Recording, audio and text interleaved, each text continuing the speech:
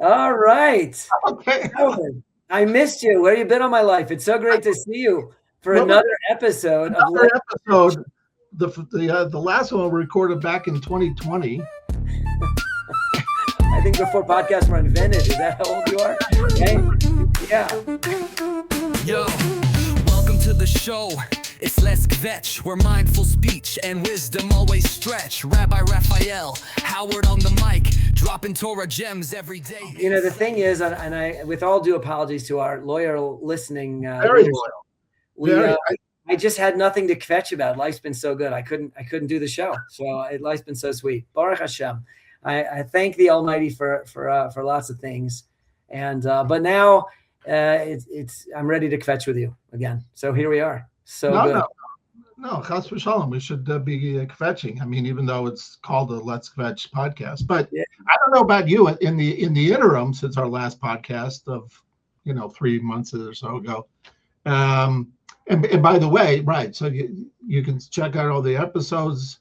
The scrolling across the top of the screen there. Yeah, so catch up. You go catch up because you can binge.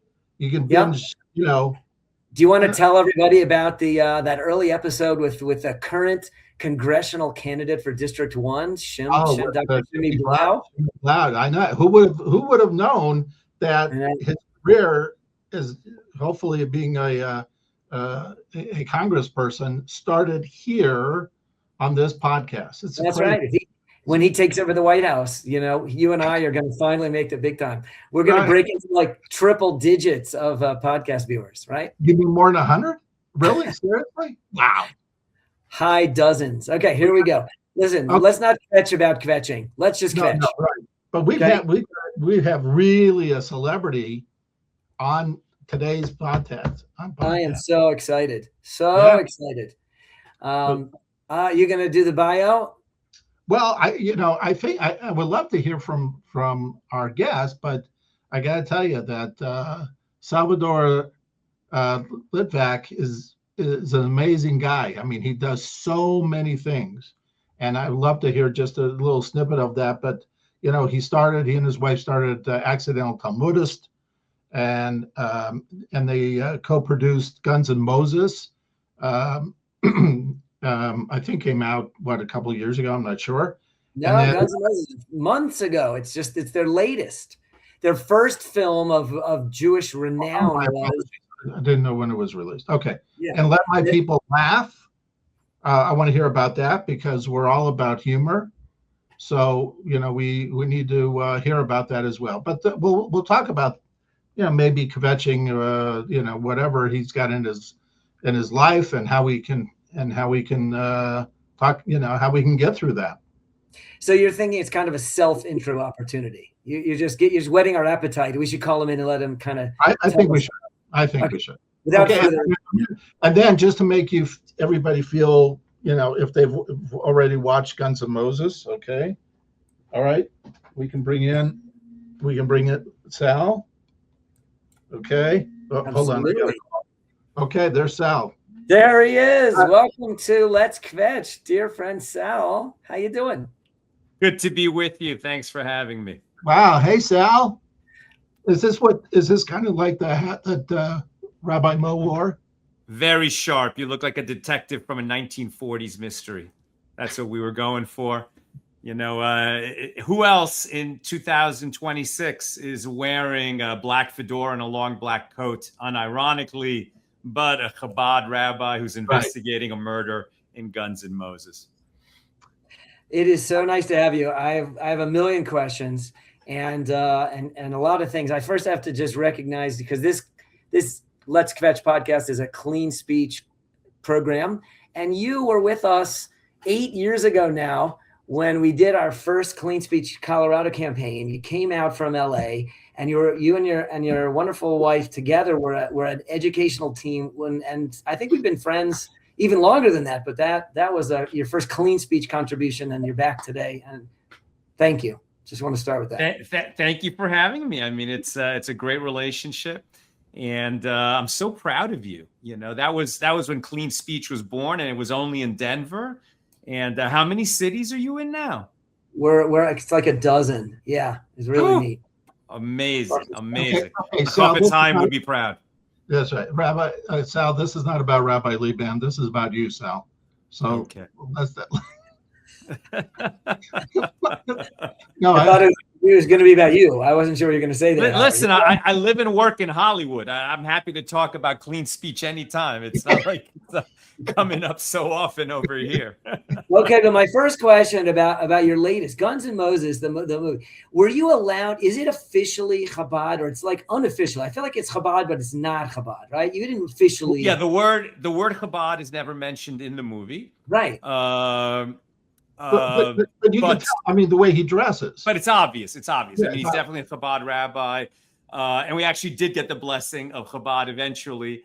And it's, we've had emails go out to all the shluchim. There was a beautiful article on Chabad.org about the movie. Wow. We really tried to make a Kiddush Hashem with it. And it just took a little bit of time to get it done because it's not, what people expect. A rabbi with a gun, but we're living in a time, it's unlike anything we've experienced in our lifetimes. The danger level is real. And the genesis of the movie is that, we were thinking about what's our next movie going to be. We knew it was going to be a Jewish subject because we have a large online audience at accidentaltalmudist.org. Nina and I share what's beautiful in the tradition, make it accessible to everybody without dumbing it down. We have 1 million followers on Facebook, a few 100,000 more on Instagram. And so with an audience, it was going to be a Jewish subject. And I wanted to make a thriller. It's my favorite genre. And in fact, we set up a projector in our living room and watched a thriller a day for 2 years to really do a deep dive on this genre.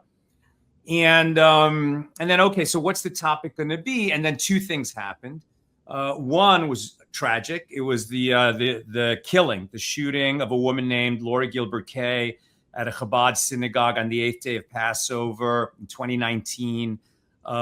She was murdered by a young neo-Nazi who came in, and he wanted to kill a lot of people. And after he shot her, and a few other people were injured, and the rabbi, challenged him and went up and said, stop, don't do this.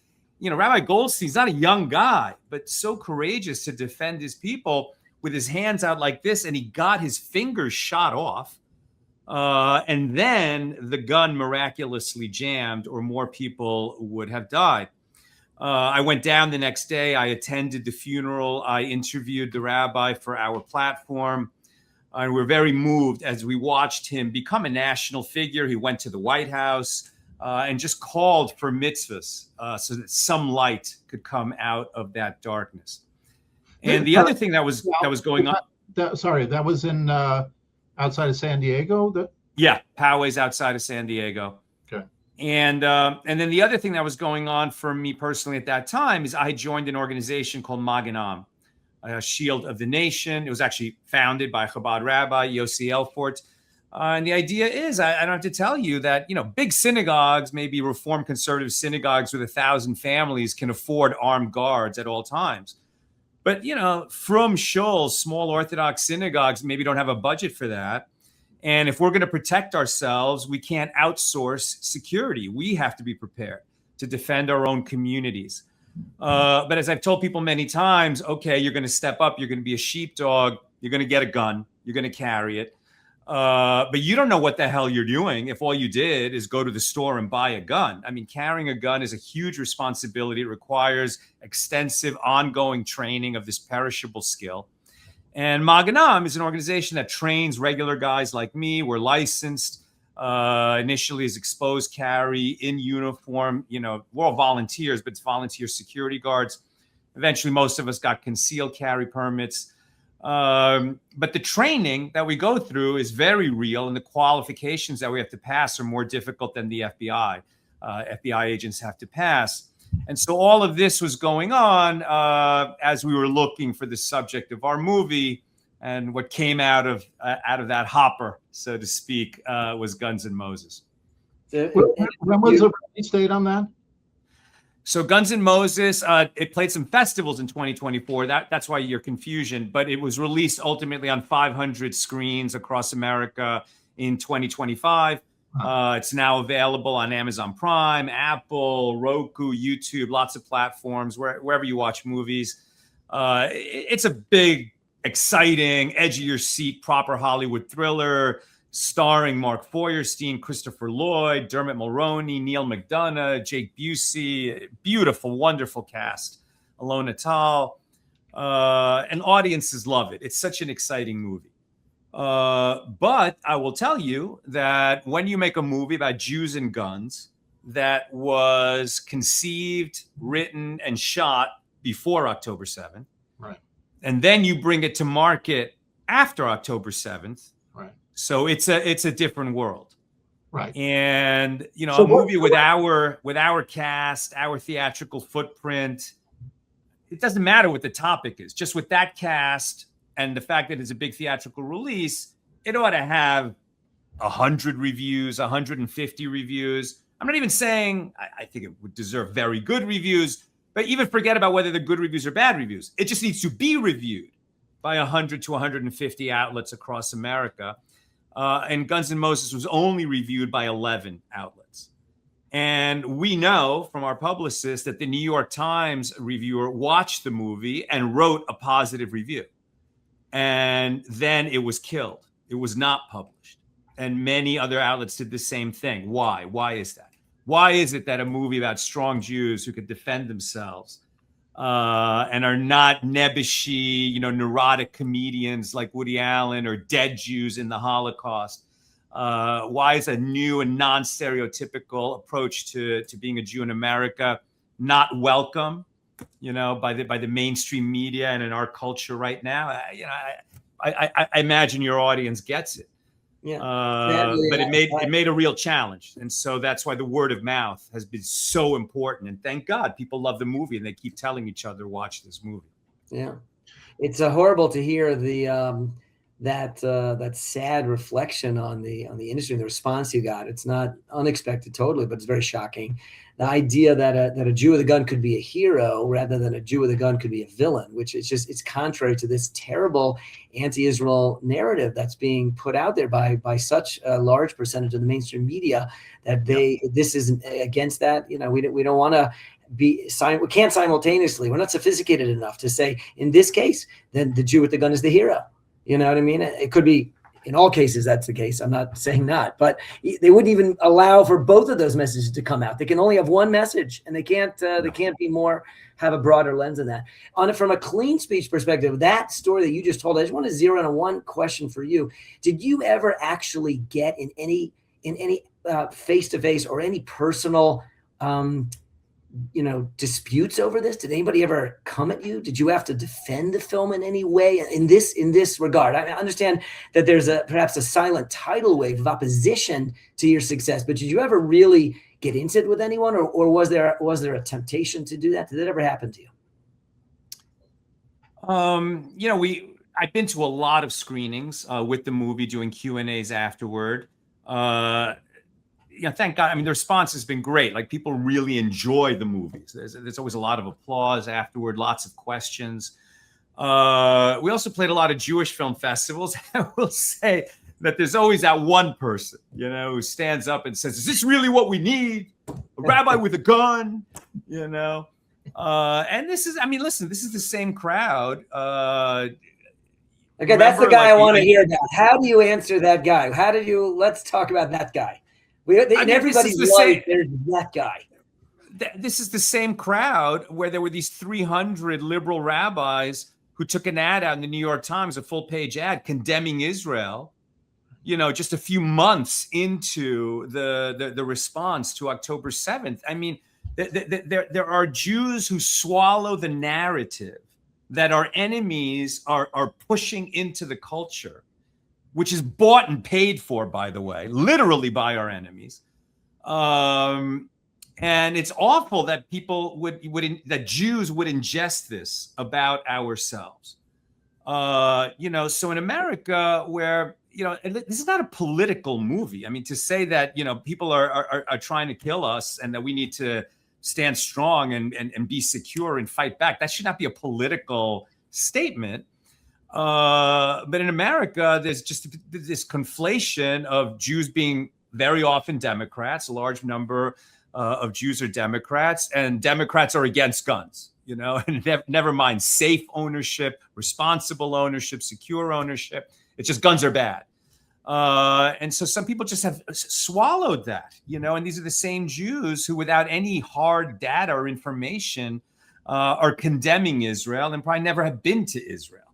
I was in Israel for the Israeli premiere of the movie this past Purim when the war with Iran started. And we were in and out of shelters. I mean, those first few days, 20, 30 times a day. It was crazy.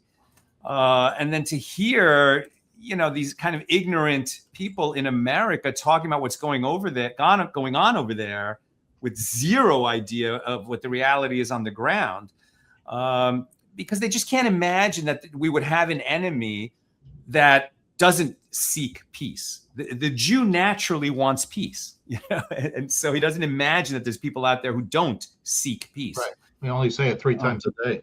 Exactly. So in terms of me, I want to interrupt you, but I want to lead you back. That's a very, again, you're very passionate, understandably and beautifully.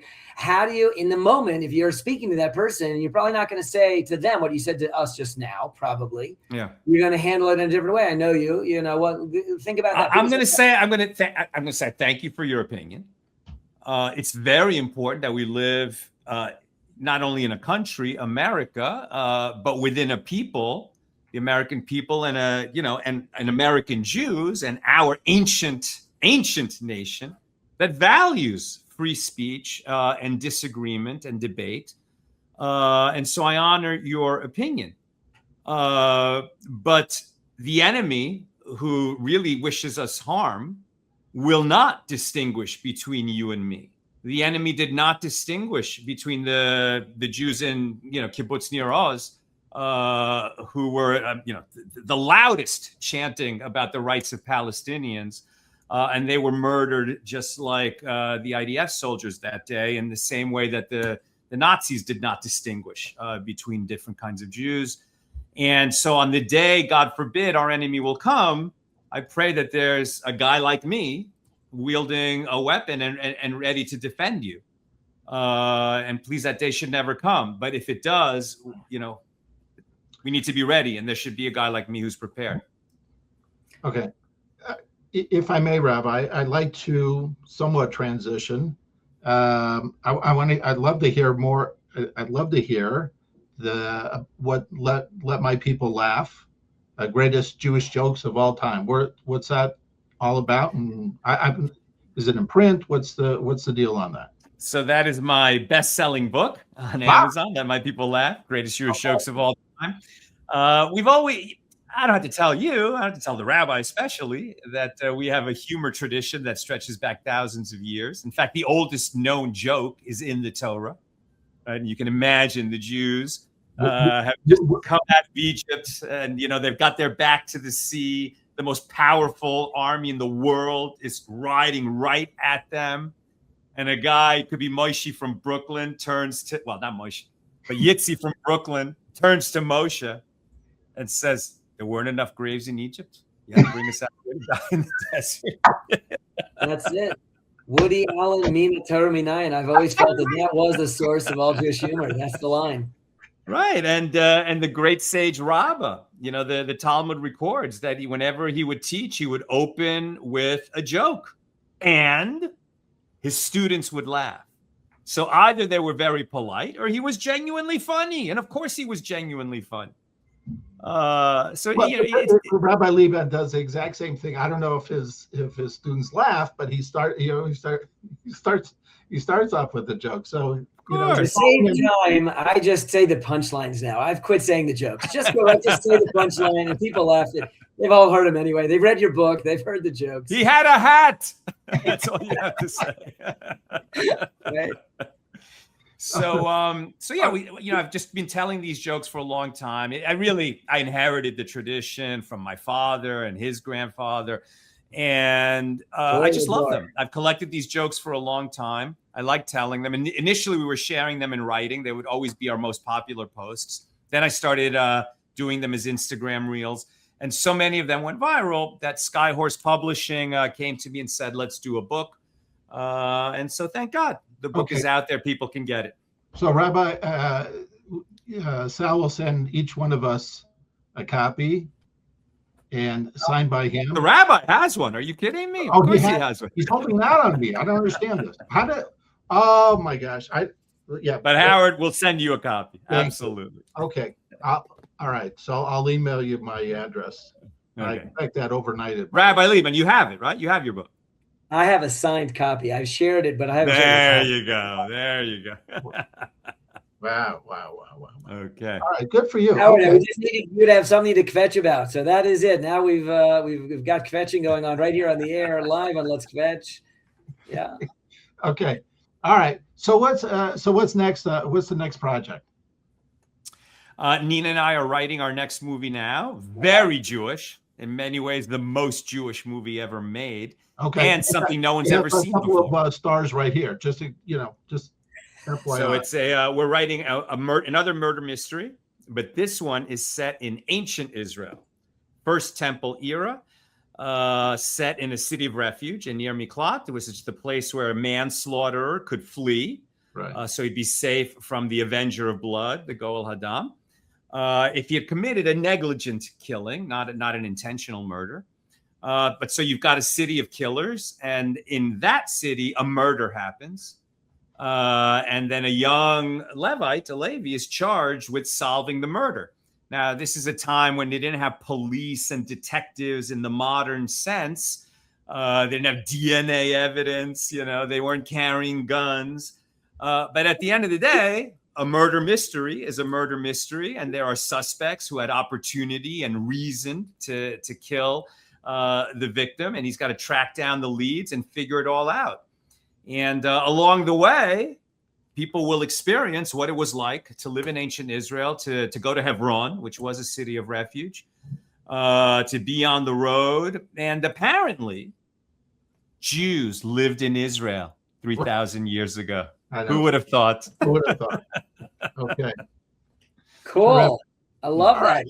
Historical murder mystery fiction. I love it. I can't wait.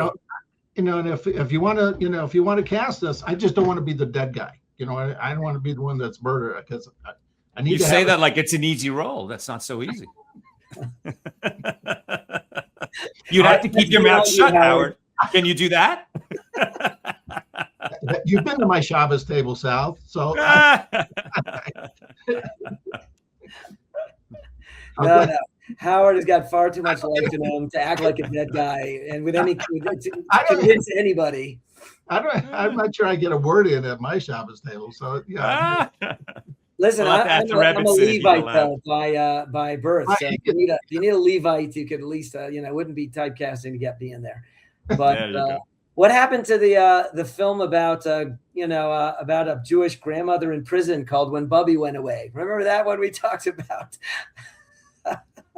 That was the other cute idea we were throwing around. Oh, that was my wife's idea. The idea shelf. That's on the idea shelf. That's okay. Yeah, a lot of people have ideas on that shelf. Well, Sal, you should have only good mazel and good health for. Amen. Amen. May the blesser be blessed. It's so nice of you. Don't forget the book. I think he froze. Oh, there you go. I am here. If you will send me, Howard, if you'll email me with your address, we'll get a book out to you. Yeah. Everyone else should go to the accidentaltalmudist.com, if you can spell it right, and check it all out there. And I think everyone should realize that, as I'm fond of saying, I think that with his incredible digital footprint, that I believe that our dear friend Sal is the biggest teacher, by numerically speaking, by far, of Torah in history. Is an incredible thing. Certainly in the world today, we have 1 million people, and he's teaching daily Talmudic insights. It's an incredible thing. Sal, you're just you're amazing. Thanks for joining us on the show, kvetching with us a little bit, kibitzing a little bit. We love it. with Elul, the Niggin, the Elul Niggin.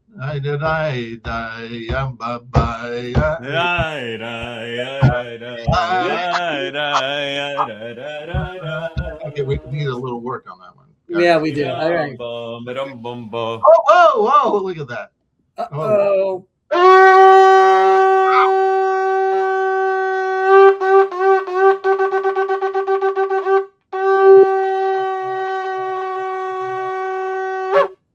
Call it Kavod. Gorgeous. A historic first. Yes, look at that.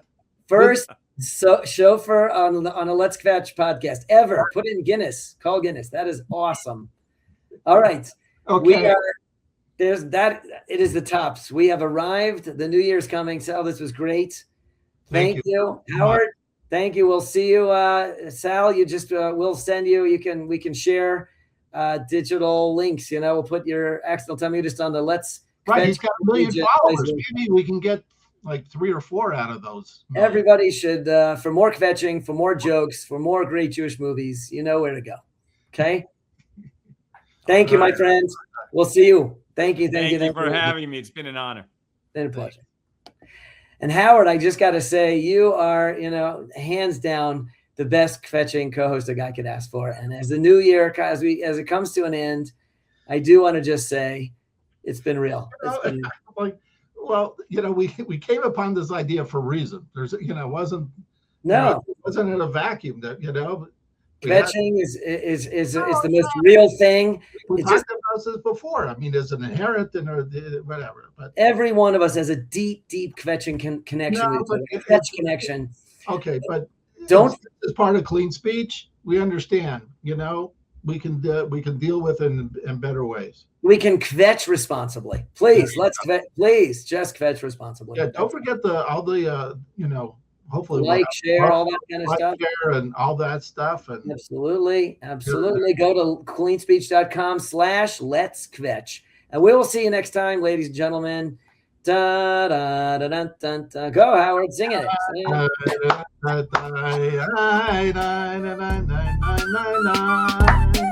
Oi. Very good. Oi, you should always end with an oi. Yo, welcome to the show. It's Let's Kvetch, where mindful speech and wisdom always stretch. Rabbi Raphael, Howard on the mic, dropping Torah gems, everyday insight. Let's Kvetch, let's not forget. Choose words wisely, no regret. Guard your tongue, learn the flow. Jewish vibes on the podcast. Let's go. From Lashon Hara to keeping speech kind, every syllable affects the divine. Pause before you speak, breathe and reflect. Every day, my Von earns respect. Howard's got the laughs, Rabbi keeps it deep. Lessons on the lips for your soul to keep. We're talking truth, talking shalom by it. Heart stays soft when the tone stays quiet. Let's Kvetch, let's not forget.